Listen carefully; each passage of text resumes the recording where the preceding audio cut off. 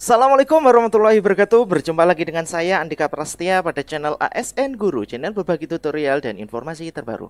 Pada video kita hari ini kita akan membahas kupas tuntas terkait tupoksi kepala sekolah baik SD, SMP, SMA atau SMK. Yang pertama, dasar hukum video ini adalah Permendikbudristek nomor 40 tahun 2021 tentang penugasan guru sebagai kepala sekolah.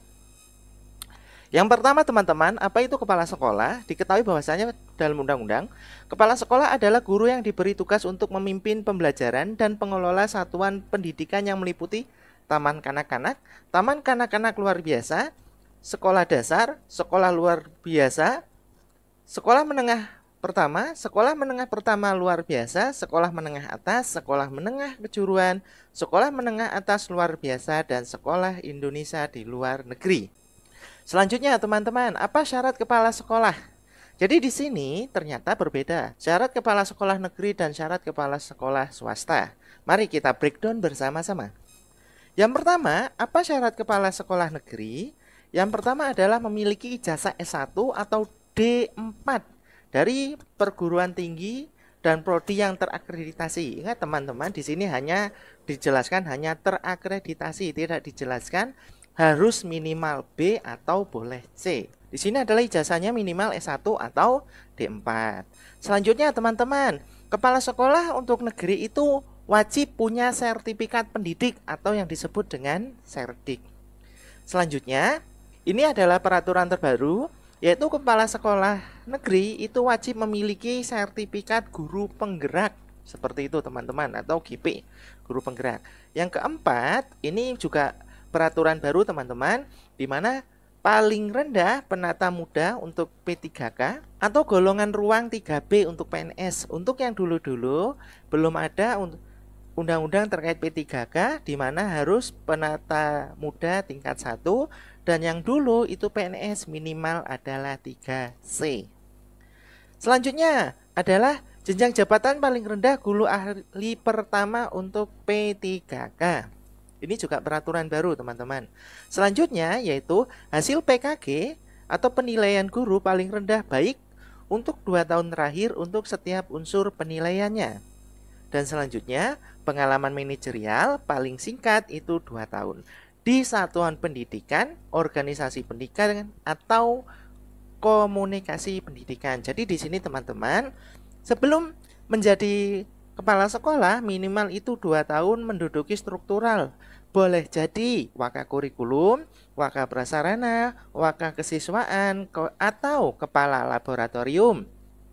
Baik TIK, IPA, bengkel, ataupun kepala perpustakaan. Namun di sini yang perlu dititik tekankan adalah paling singkat 2 tahun. Selanjutnya, sehat jasmani, rohani, bebas narkotika, psikotropika, dan zat aditif. Ini nanti dibuktikan dengan surat jasmani dan rohani ditandatangani oleh dokter yang sudah PNS atau memiliki NIP. Selanjutnya, 9. Tidak pernah dikenai hukuman disiplin sedang atau berat. Kemudian, tidak sedang menjadi tersangka, terdakwa, atau tidak pernah menjadi terpidana.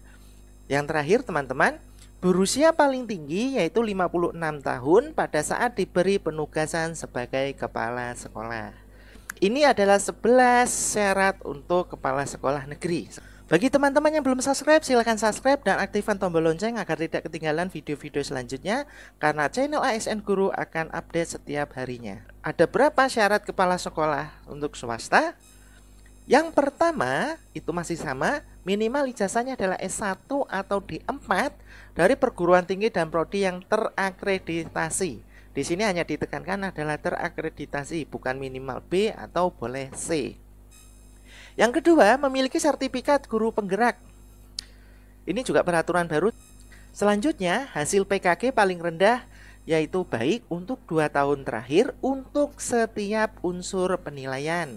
Dan yang keempat, pengalaman manajerial paling singkat 2 tahun di satuan pendidikan, organisasi pendidikan, dan komunikasi pendidikan. Di sini dulunya itu menjabat sebagai waka kurikulum, waka prasarana, waka siswa, atau kepala lab.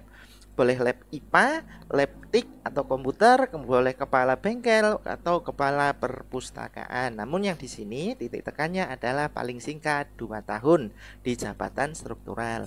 Selanjutnya, sehat jasmani, rohani, dan bebas narkotika, psikotropika, dan zat aktif. Dan keenam, tidak pernah dikenai hukuman disiplin sedang ataupun berat, yang jelas sesuai dengan perundang-undangan.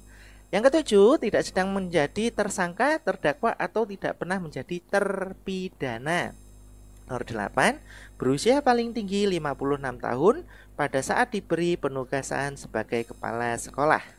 Selanjutnya teman-teman, kita akan membahas kendala-kendala kepala sekolah. Yang pertama, bagaimana jika kepala sekolah tidak memiliki sertifikat guru penggerak? Kebijakannya adalah dapat menugaskan guru sebagai kepala sekolah dari guru yang belum memiliki sertifikat guru penggerak sampai ada guru yang memiliki sertifikat penggerak. Itu sesuai dengan pasal 4 di mana dijelaskan seperti gambar. Selanjutnya teman-teman, berapa lama kepala sekolah itu dapat menjabat? Yang pertama, lama jabatan kepala sekolah untuk daerah 3T, yaitu maksimalnya adalah 4 kali 1 periode, sehingga 4 dikali 4 tahun, hasilnya adalah 16 tahun. Ini adalah jabatan paling lama yang boleh diduduki kepala sekolah. Yang kedua, lama jabatan kepala sekolah di sekolah yang sama, berarti di sini bukan daerah 3T, yaitu minimal 2 tahun dan maksimal adalah 2 kali 1 periode, sehingga 2 kali 4 tahun sama dengan maksimalnya menjabat selama 8 tahun. Selanjutnya, seberapa lama sih jabatan kepala sekolah bisa diduduki walaupun boleh berpindah-pindah sekolah? Itu maksimal adalah 4 kali 1 periode, sehingga 4 kali 4 sama dengan 16 tahun. Pada peraturan yang dulu teman-teman, untuk periode ketiga dan keempat itu dilakukan UKKS, yaitu ujian kinerja kepala sekolah. Namun untuk peraturan sekarang, untuk periode ketiga dan keempat itu tidak dilakukan UKKS atau ujian kinerja kepala sekolah. Seperti itu teman-teman. Mohon dikoreksi jika keliru. Selanjutnya, penilaian kepala sekolah.